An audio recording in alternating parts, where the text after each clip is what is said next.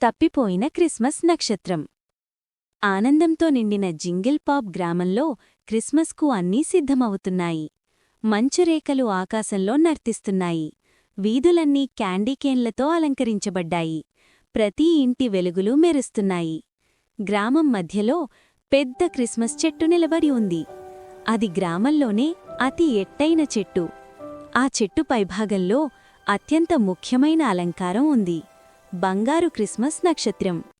ఆ నక్షత్రం కేవలం మెరిసే నక్షత్రం కాదు, అది మాయాజాలంతో నిండి ఉంది.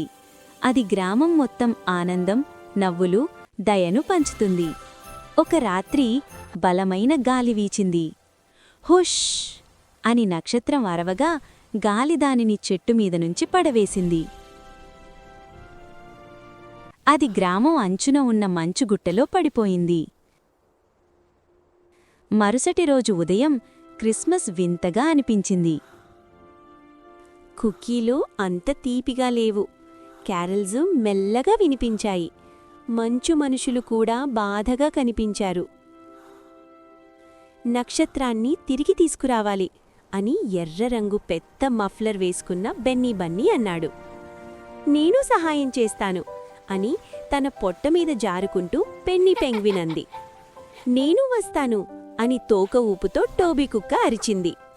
3 స్నేహితులు మెరుస్తున్న వెలుగు చినుకులను అనుసరిస్తూ మంచు అడవిలోకి వెళ్లారు. అప్పుడే ఒక చిన్న స్వరం వినిపించింది. హలో, ఎవరైనా ఉన్నారా? మంచుగుండ్ల వెనుక చూసి వారు బంగారు క్రిస్మస్ నక్షత్రాన్ని కనుగొన్నారు. అది వెలుగు తగ్గి బాధగా ఉంది. నేను తప్పిపోయాను అని నక్షత్రం చెప్పింది. నేను లేకపోతే క్రిస్మస్ ఆనందం గ్రామానికి చేరదు. మేము నిన్ను ఇంటికి తీసుకెళ్తాం అని బెన్నీ ధైర్యంగా అన్నాడు. కాని తిరిగి వెళ్లే దారి కష్టంగా ఉంది. వంతెన జారుగా ఉంది. కొండ ఎత్తుగా ఉంది. మంచు తుఫాను బలంగా వీచుతోంది. బెన్నీ జారిపోతే పెన్నీ అతని మఫ్లర్ పట్టుకుంది. పెన్నీ వేగంగా జారితే టోబీ ఆమెను లాగాడు.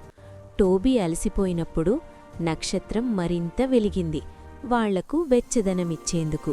చివరికి వారు పెద్ద క్రిస్మస్ చెట్టు వద్దకు చేరుకున్నారు. సిద్ధమా అని బెన్నీ అడిగాడు. అందరూ కలిసి 1, 2, 3 నక్షత్రాన్ని పైకి ఎత్తారు. నక్షత్రం మళ్లీ ప్రకాశించింది. గ్రామం మొత్తం వెలుగులతో నిండిపోయింది. నవ్వులు, గంటల శబ్దాలు, సంతోషం మళ్లీ వచ్చాయి.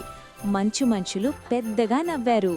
బంగారు క్రిస్మస్ నక్షత్రం స్నేహితుల్ని చూసి చిరునవ్వు నవ్వింది. ధన్యవాదాలు అని అది అంది. మీరు క్రిస్మస్ని మాత్రమే కాదు, దాని అర్థాన్ని కూడా రక్షించారు. అది ఏమిటి అని టోబీ అడిగాడు. నక్షత్రం మృదువుగా మెరిసింది. ఒకరికొకరు సహాయం చేయడం, ధైర్యంగా ఉండడం, దయ పంచుకోవడం. ఆ రాత్రి స్నేహితులు కలిసి హాట్ కోకో తాగుతూ ఆకాశంలో మెరుస్తున్న నక్షత్రాన్ని చూశారు. ఆ రోజు నుంచి జింగిల్ పాప్ గ్రామంలో అందరికీ తెలిసింది, క్రిస్మస్లో అతి ప్రకాశమైన వెలుగు దయ.